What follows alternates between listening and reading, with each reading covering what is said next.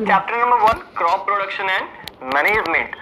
Crop production and management, crop फसल उत्पादन और प्रबंधन।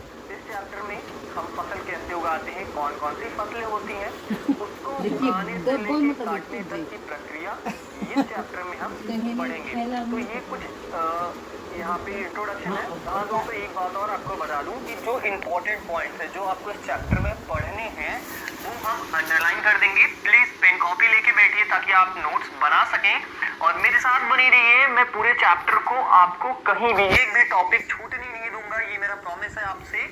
और जो भी आपको इम्पोर्टेंट लगे नोट्स बनाते जाइए, हम उसको अंडरलाइन भी कर देंगे। और हमने यहाँ पे इमेजेस की भी मदद ली है ताकि आपको जल्दी विजुलाइज हो सके, क्लियर हो सके topic. Paheli and Boojho went to their uncle's house during the summer. Paheli और बूझो एक भाई बहन रहते हैं, वो अपने अंकल के घर गर्मियों की छुट्टियों में जाते हैं। तो वो वहाँ पे क्या देखते हैं, खुरपी, सीकल, सोवल, प्लाव, मतलब कि खुरपी देखते हैं, हसिया देखते हैं, हल देखते हैं, इत्यादि ये सारी चीजें वो खेतों में देखते हैं। और पहली क्या सोचता है, पहली बोलता है कि मैं इन सब चीजों के बारे में जानता हूँ, इन औजारे के बारे में जानना चाहता हूँ कि ये सब कहाँ प्रयोग होते हैं, कैसे प्रयोग होते हैं। तो हम इस चैप्टर में पहेली को बताएंगे कि इन औजारों का कहाँ और कैसे यूज किया जाता है। हमने चैप्टर में पढ़ा है, हमने पहले पढ़ चुका है कि सारे लिविंग ऑर्गेनिजम्स को खाने की जरूरत होती है, फूड को जरूरत होती है जिंदा रहने के लिए। जो प्लांट्स होते हैं वो तो अपना खाना खुद बना लेते हैं। Can you recall how green plant synthesis their own food? हाँ, हमें पता है कि ग्रीन प्लांट कैसे फूड बनाते हैं अपना फोटोसिंथेसिस के प्रोसेस से। क्लोरोफिल, उनके अंदर एक पिगमेंट होता है जिससे वो अपना खुद खाना बना सकते हैं। लेकिन जो एनिमल्स होते हैं, इंसान भी, एनिमल्स और इंसान भी, वो अपना खाना कैसे बनाते हैं, वो अपना खाना कहाँ से लाते हैं। लेकिन इससे पहले हमें ये जानना जरूरी है कि हमें खाने की जरूरत पड़ती क्यों है। हम पहले से जानते हैं कि खाना हमें क्या देती है, एनर्जी देती है, जिससे हम क्या करते हैं, utilize by organism for carrying out their various body function. जो कि हम मानव द्वारा या एनिमल्स द्वारा या ऑर्गेनिज्म द्वारा जो एनर्जी मिलती है हमें खाने से, उसका हम प्रयोग कहाँ करते हैं, जो बॉडी में प्रक्रिया चलती है, बहुत सारी जो गतिविधियां चलती है उसमें हमारी जो एनर्जी मिलती है हमें खाने से वो खत्म हो जाती है। जैसे कि डाइजेशन, रिस्पायरेशन, एक्सक्रिएशन, ये सब प्रक्रियाएं जो हमारे बॉडी के अंदर चलती हैं, जिसके लिए हमें एनर्जी की जरूरत पड़ती है। हम अपना खाना पौधों से भी लेते हैं और जानवरों से मिलता है, दोनों से हमें अपना खाना मिलता है। अब बात यहाँ पे ये आती है कि जब हमें हर व्यक्ति को यहाँ पे इतनी भारी मात्रा की पॉपुलेशन, इतना सारा पॉपुलेशन है हमारे वर्ल्ड का, और इतनी भारी मात्रा में जब खाने की जरूरत है तो इतना सारा खाना हमें मिलेगा कहाँ से। तो उसके लिए क्या करना पड़ेगा, हमें food has to be produced on a large scale. खाने को बहुत बड़ी मात्रा में उगाना पड़ेगा। और इसे करने के लिए हमें किन की चीजों की जरूरत है, लगातार उत्पादन करने की जरूरत है, प्रॉपर मैनेजमेंट, उचित प्रबंधन करने की जरूरत है, और डिस्ट्रीब्यूशन ऑफ फूड, और जो हम उगाते हैं उसको हर पार्ट में, देश के हर पार्ट में पहुंच सके, उसका भी प्रबंधन हमें करना होगा। तो ये तो था इंट्रोडक्शन पूरा। और मेन चैप्टर यहाँ से स्टार्ट होता है एग्रीकल्चर प्रैक्टिसेस, मतलब कि कृषि गतिविधियां। कौन कौन सी गतिविधियां होती हैं, क्रॉप को बोने से लेके काटने तक के जो समय होता है उसमें कौन कौन सी गतिविधियां एक फार्मर, एक किसान करता है, वो सब हम इस चैप्टर में पढ़ेंगे। तो चलिए देखते हैं। लाइन बाय लाइन एक्सप्लेनेशन तो दे रहा हूं मैं आपको, और इंपॉर्टेंट पॉइंट भी मैं अंडरलाइन कर दूंगा, तो प्लीज वीडियो को स्किप ना करिए और देखते जाइए। टिल 10,000 BC, 10,000 BC तक लोग क्या करते थे, वो लोग नोमैडिक थे, और वो यहाँ से एक जगह से दूसरे जगह घूमा करते थे खाने के लिए और रहने की खोज में।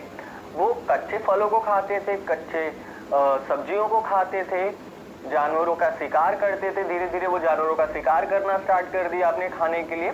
और उसके बाद उन्होंने जमीन पे, उन्होंने एक जगह ठहरना, जब एक जगह वो रुकने लगे तो उन्होंने जमीन पे उत्पादन, कृषि चालू कर, कृषि मतलब कि उत्पादन करना स्टार्ट कर दिया। वो चावल उगाने लगे, वो वीट उगाने लगे, और भी बहुत खाद्य पदार्थ के फसलें हैं वो अपना उगाने लगे। और यहीं से जन्म होता है एग्रीकल्चर का। एग्रीकल्चर क्या है दोस्तों, एग्रीकल्चर और खेती में आप फर्क समझिए। एग्रीकल्चर की डिफिनेशन यहाँ पे मैं आपको दे रहा हूँ। एग्रीकल्चर में वो सारी चीजें आती हैं रियरिंग ऑफ एनिमल्स हो गया, क्रॉप प्रोडक्शन हो गया, वो सारी चीजें जो हम अपने डेली नीड्स को पूरा करने के लिए करते हैं, जो हम एनिमल्स का रियर करते हैं, एनिमल्स का पशुपालन करते हैं जिनसे हमें दूध मिलता है, और क्रॉप को हम उगाते हैं जिनसे हमें क्या मिलता है, जरूरी सीरियल्स, वेजिटेबल्स, फ्रूट्स, ये सारी चीजें मिलती हैं। तो इन सब चीजों को मिला के एग्रीकल्चर कहा जाता है, इसे एग्रीकल्चर कहते हैं। चलिए आगे देखते हैं। एक और बहुत ही इंपॉर्टेंट डिफिनेशन है क्रॉप की। क्रॉप की डिफिनेशन यही है, when plants of the same kind are grown and cultivated in one place on a large scale, it is called a crop. जब बहुत सारे पौधे, एक ही प्रकार के बहुत सारे पौधे बड़ी मात्रा में उगाए जाएं तो उसे हम क्रॉप कहते हैं, उसे हम फसल कहते हैं। When plants of the same kind are grown and cultivated in one place on a large scale, it is called a crop. इसका उदाहरण देख लेते हैं, एग्जाम्पल देख लेते हैं। जैसे कि कोई बहुत सारे गेहूं की जो पौधे होते हैं वो एक जगह पर, एक खेत में बहुत सारे उगाए जाते हैं, तो हम उसे कहते हैं वो वीट का क्रॉप है, वो पैडी का क्रॉप है, वो बार्ले का क्रॉप है। तो ये सारी चीजें ये होती हैं क्रॉप। क्रॉप बेसिकली क्या होता है, आप एक लाइन में जान लीजिए कि बहुत सारे एक प्रकार के पौधे भारी मात्रा में जहां उगाए जाते हैं वो होता है क्रॉप, उसे हम कहते हैं फसल।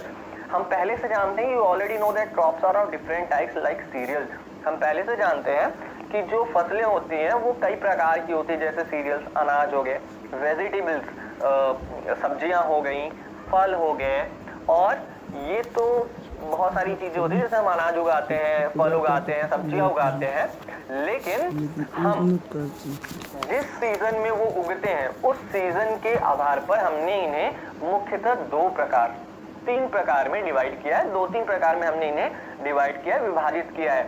India is a vast country, India हमारी बहुत बड़ी कंट्री है जहाँ पे क्लाइमेटिक कंडीशन जैसे कि तापमान, नमी और वर्षा एक जगह से दूसरे जगह पे क्या करती है, अलग होती है, वैरी करती है। मतलब यहाँ पे थोड़ी कम बारिश है तो वहाँ पे ज्यादा बारिश है, यहाँ पे कम गर्मी है वहाँ पे ज्यादा गर्मी होगी।